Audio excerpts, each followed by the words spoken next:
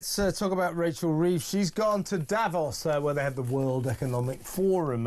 Keir hasn't gone this year, but you remember this is his favourite place because hates democracy, but he loves it when world leaders and mysterious business leaders, tycoons, get together to make deals that have nothing to do with democracy, nothing to do with the people of the countries these world leaders represent. So remember this from Keir? You have to choose now between Davos or Westminster. Davos. Why? Because Westminster is too constrained, and it's closed, and we're not having meaning. Once you get out of Westminster, whether it's Davos or anywhere else, you actually engage with people that you can see working with in the future. Westminster is just a tribal shouting place. Yeah, can't stand that democratic mother of all parliaments. Oh, let's go to Davos and talk to some tycoons who've arrived in their private jets to talk about clean air, no doubt. Here's the thing, though. This time last year, she was the hottest ticket in town in Davos, Rachel Reeves. I'll write for business under me, Britain will be open for business and all this. Well, now she hasn't even been given a main speaking slot. No one wants to know her because they all know that she's going on about, oh, the business is booming in Britain. No. They all know that her £40 billion tax grab budget killed business and it's just socialism at work, and they don't want to know her this year. Nobody wants to talk to her this year. Let's just quickly, can I just say about what Keir Starmer said? I know that's a clip there that's been repeated and repeated and repeated. That's not just Keir Starmer being a globalist and turning his back on Britain and British democracy.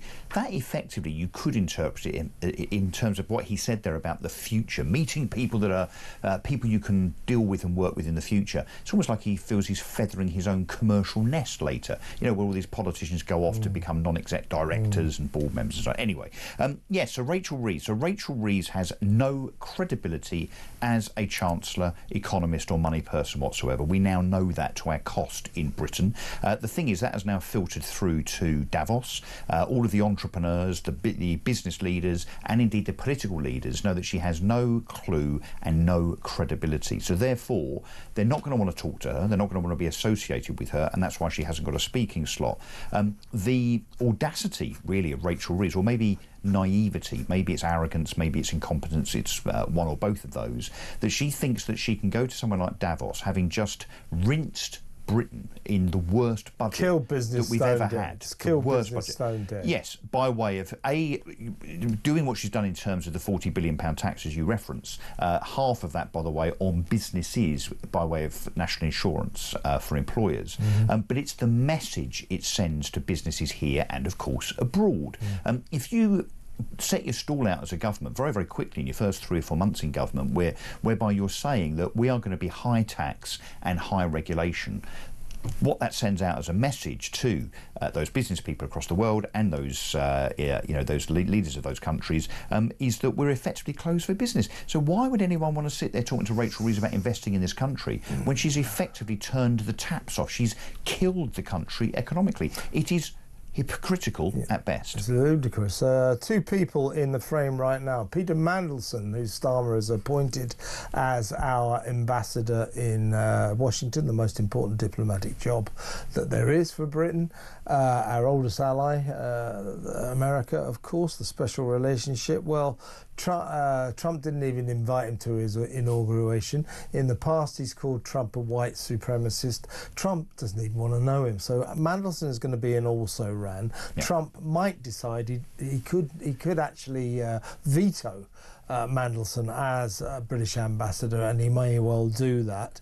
He's also very worried about our Attorney General, a lefty called Lord Richard Hermer, who basically in any dispute decides that Britain is wrong. He's the one who, for no reason whatsoever, is desperate to negotiate a deal to give away the Chagos Island to China's friend Mauritius. They've given Donald Trump the right of veto on that.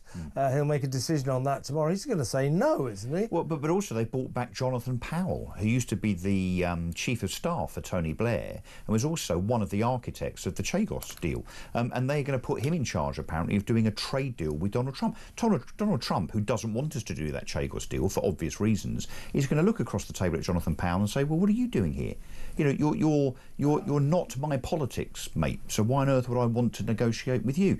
So, again, Starmer showing, as ever, you know, huge misjudgment in terms of the people that are around him.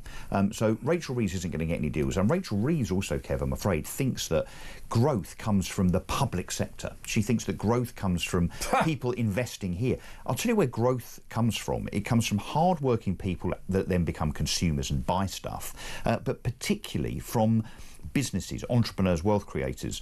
This might be lost on Rachel Reeves, but small businesses, SMEs in Britain, employ 16 million people in this country. That is why we should cut taxes, and that will get things going. Absolutely. Should Donald Trump veto Peter Mandelson, the Prince of Darkness, who's our new ambassador in Washington?